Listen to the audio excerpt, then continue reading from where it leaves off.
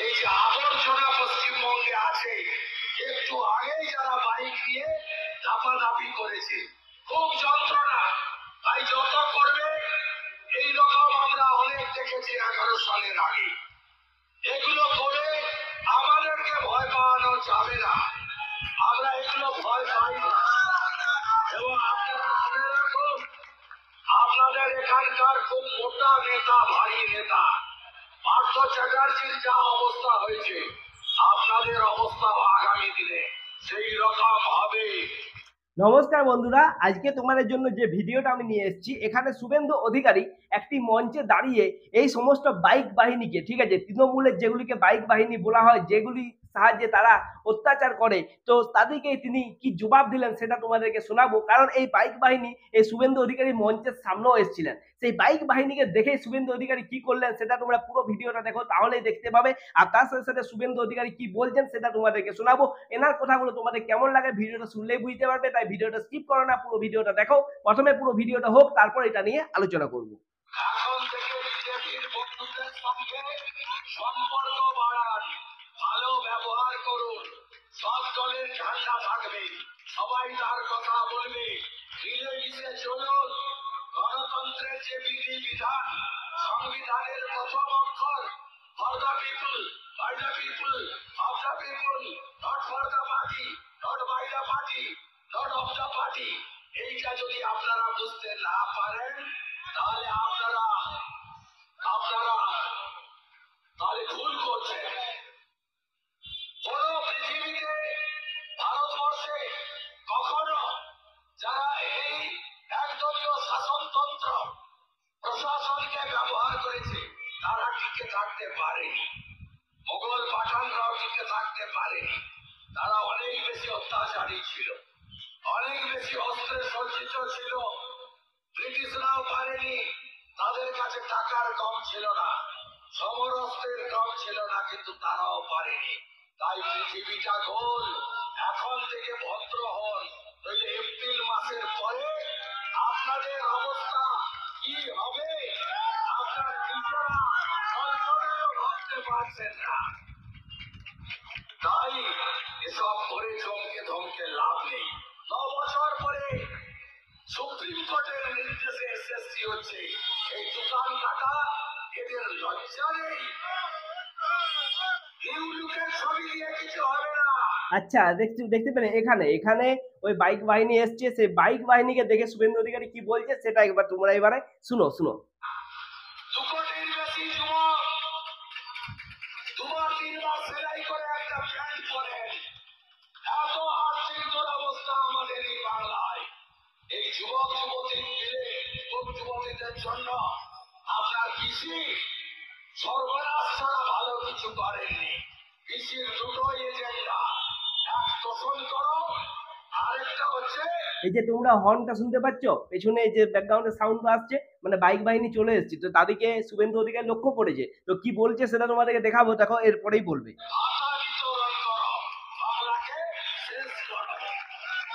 আপনারা নিশ্চিন্ত থাকুন, নিশ্চিন্ত থাকুন। যে রাজ্যে দুর্গা ঠাকুর ভাঙা হয়, যে রাজ্যে সরস্বতী পুজো করতে হাইকোর্টে যেতে হয়, মহেশতলা রবীন্দ্রনগর কাছে, এখানে তুলসী মঞ্চ পুলিশের সামনে যে হাজিরা তুলে ফেলে দেয়, এই রাজ্যে যদি সনাতনীরা একত্রিত না হন, ঐক্যবদ্ধ না হন, আগামী দিনে এই পশ্চিমবঙ্গ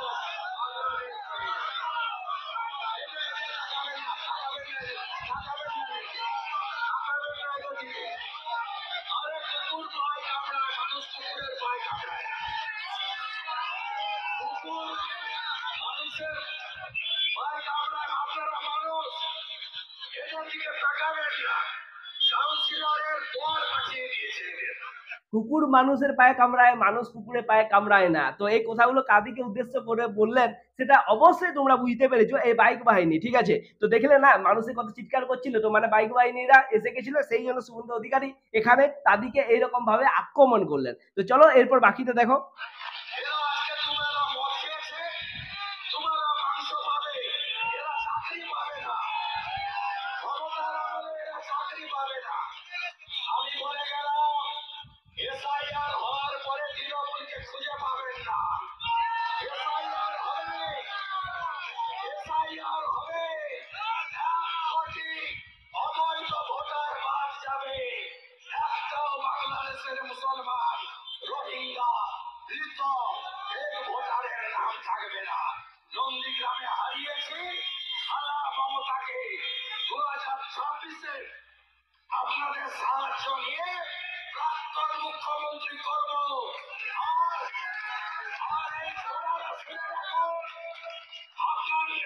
পিসি বলেছিল, আমরাও সাথে ছিলাম, আমি রুদ্রনীল ঘোষ, আমল সিনারা, আমরাও সাথে ছিলাম। সেদিন স্লোগান ছিল, বদলা নয় বদল চাই। বিজেপির স্লোগান শুনে রাখুন, বদল হবে, আইনি পথে বদলাও হবে। সুদের আসলে হিসাব আমরা মেটাবো। আমরা পশ্চিমবঙ্গে যে অপশাসন, যে অত্যাচার, তার বিরুদ্ধে সর্বাত্মকভাবে লড়াই করছি। সেই কারণে 2019 সালে যে বিজেপিকে আপনারা তৃণমূলের বিকল্প শক্তি হিসেবে প্রতিষ্ঠা দিয়েছিলেন, 21 এবং 24 নির্বাচনেও প্রায় 40% ভোট, 2,33,00,000 মানুষের আশীর্বাদ দিয়ে আমাদের উপরে একটা বড় অংশের ভোটার আস্থা রেখেছেন এবং মানুষ চান এই অপশাসন থেকে মুক্তি এবং নতুন ভাবে বাংলা গড়ে উঠুক। সেই দায়িত্ব আপনারা বিজেপিকে দিতে চান, আমরা জানি। আমরা জানি পশ্চিমবঙ্গে ডেমোক্রেসি বদল হয়েছে। আমরা জানি অভারতীয়, বিশেষ করে বাংলাদেশি রোহিঙ্গা, বাংলাদেশি মুসলমান, তারা পশ্চিমবঙ্গের বড় একটা অংশে ঢুকে ল্যান্ড জেহাদ, লাভ জেহাদ, ভোট জেহাদ, ধর্ম জেহাদের নাম করে দক্ষিণ 24 পরগনা সহ কোচবিহার পর্যন্ত এই রাজ্যের 9টি জেলাতে কার্যত ডেমোক্রেসি বদলে দিয়েছে।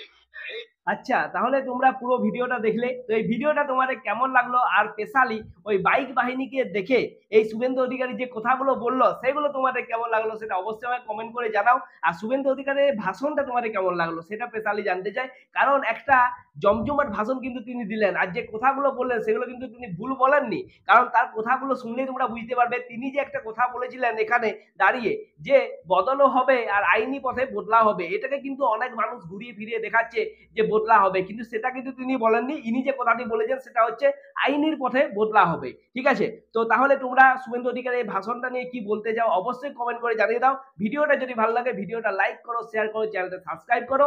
দেখা হচ্ছে নেক্সট ভিডিওতে, ততক্ষণের জন্য নমস্কার।